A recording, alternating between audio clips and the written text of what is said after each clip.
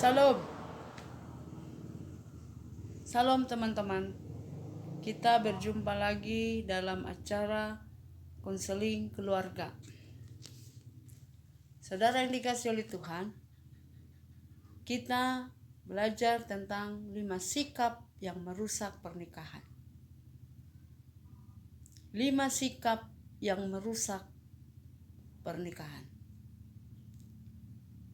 Jika kita sudah belajar tentang bagaimana mempersiapkan pernikahan yang baik, ternyata ada 5 juga sikap yang merusak pernikahan bagi keluarga. Saudara, yang pertama adalah kita akan lihat, yaitu salah prioritas. Salah prioritas. Sah-sah saja jika sebagai pengantin baru saya atau Anda masih canggung jika tidak lagi hidup bersama orang tua, kakak adik, atau teman-teman kita yang lama. Segala sesuatu kini harus ditentukan kepada suami. Ya. Sebagai istri, dia harus bertanya kepada suami, bukan lagi kepada ibu, kepada kakak, kepada adiknya, tapi dia harus bertanya kepada suami. Namun harus diingat bahwa Anda sudah memiliki keluarga baru dan kehidupan dengan suami adalah prioritas utama. Sekali lagi, kehidupan saudara dengan suamimu adalah prioritas utama. Jadi jangan salah prioritas. Demikian juga dalam hal waktu dengan teman atau komunitas. Meski bukan berarti kita atau saya atau saudara tidak boleh berteman lagi dengan teman yang lama, tapi kita prioritas Anda sudah beda.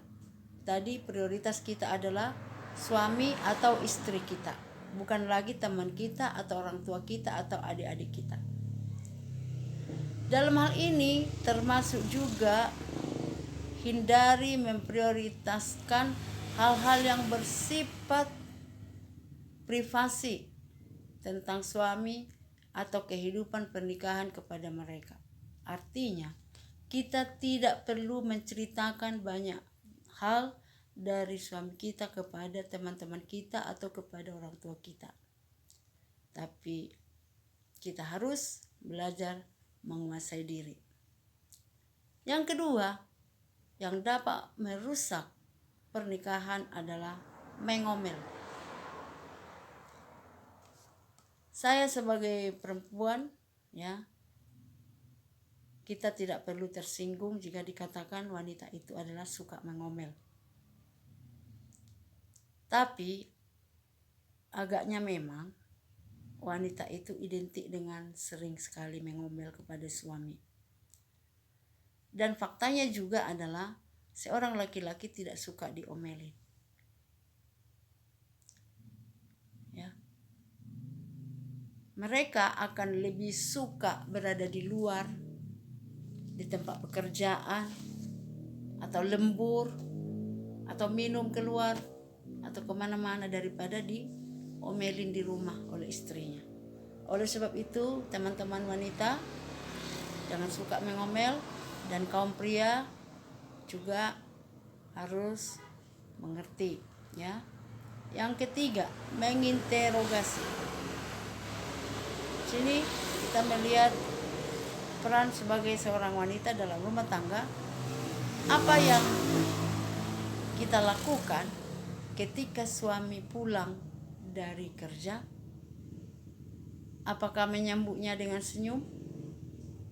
Atau justru menanyainya macam-macam dengan penampilan kumal? Boleh saja ingin tahu apa yang ia lakukan sepanjang hari di kantor, tapi jangan buat dia merasa seperti diinterogasi. Jangan seperti diinterogasi. Ya. Jadi kita sebagai wanita belajar untuk tidak membuat pertanyaan-pertanyaan semacam interogasi kepada suami kita yang mungkin yang pulang mungkin agak kelamaan atau kesorean, ya, kita sambut dia dengan senyum supaya dia bersuka cita. Sikap yang merusak pernikahan ada lagi, yaitu yang keempat, tidak menjaga penampilan. Terkadang ada orang yang cenderung tidak menjaga penampilan justru setelah menikah.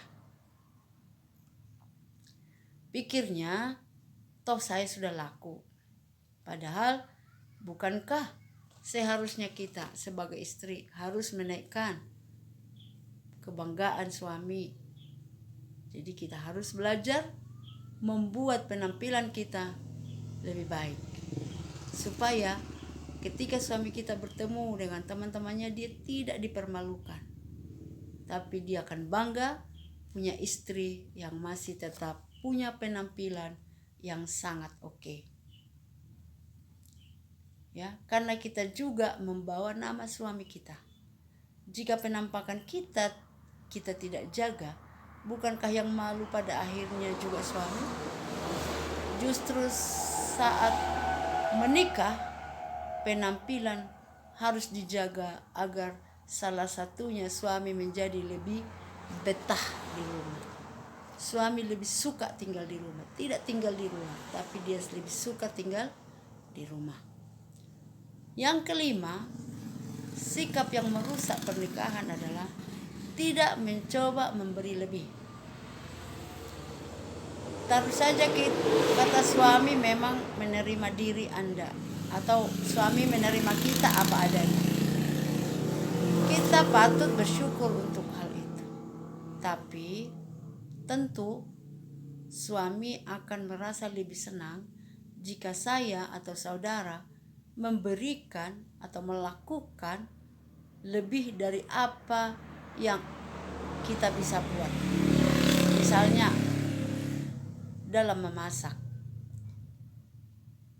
Anda mungkin tidak bisa memasak dia seperti masakan di restoran atau di hotel atau di luar sana di warung yang enak. Namun suami mana yang tidak senang jika satu hari ia menemui bahwa sarapannya sebelum ia pergi kerja adalah hasil masakan dari istri yang ia tahu selama ini tidak bisa memasak.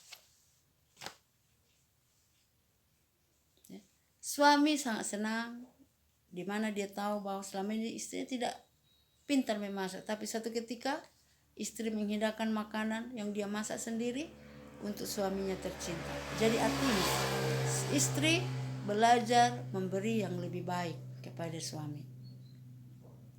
Ya. Jadi sering sekali dalam rumah tangga ada banyak konflik-konflik karena hal-hal yang seperti yang kita sudah utarakan. Ada 5 sikap yang merusak pernikahan. Ya. Ada 5 sikap yang merusak pernikahan, yaitu salah prioritas. Tadi yang dimaksud dengan salah prioritas adalah seorang istri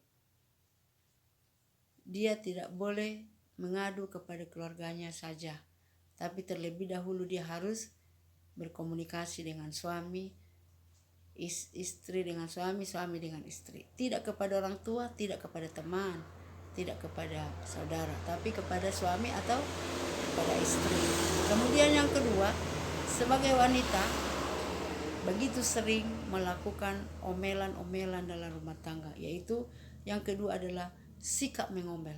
Ini perlu kita kurangi, bahkan kita tiadakan. Jangan kita mengomel-mengomel lagi kepada suami kita.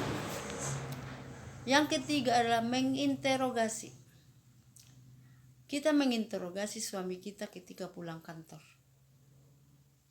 seolah-olah dia ada kesalahan. Jadi kita tidak perlu menginterogasi suami, tapi kita sambut dia dengan senyum. Yang keempat, tidak menjaga penampilan.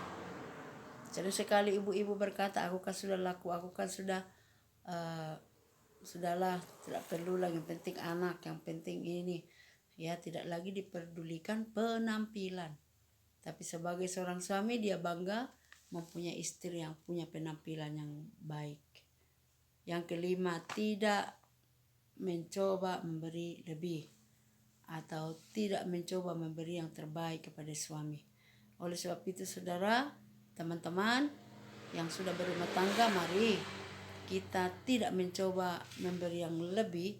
Itu akan membuat kita akan mengalami konflik, karena sebagai seorang suami dia sangat senang kalau kita beri dia ruang yang utama dalam hati kita, dalam kasih kita.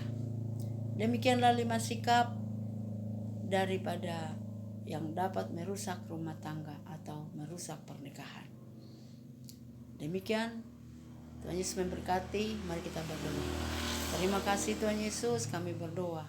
Mampukan kami sebagai istri atau sebagai suami untuk menjamin atau menjalani hubungan suami istri dengan baik.